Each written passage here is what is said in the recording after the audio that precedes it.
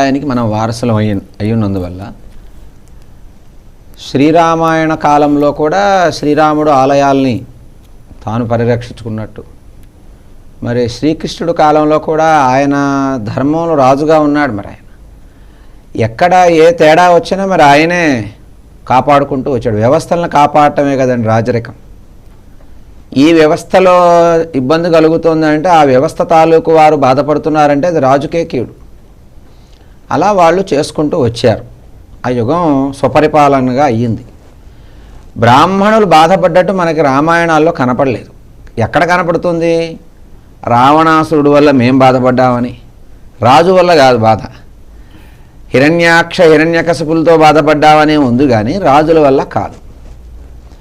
అలా అంటే ఇప్పుడు హిరణ్యాక్షుడు కూడా ఆ విష్ణువు పూజ తీసేసి నా విగ్రహం పెట్టి నాకే పూజ చేయండి అన్నాడు. ఆయన అక్కడ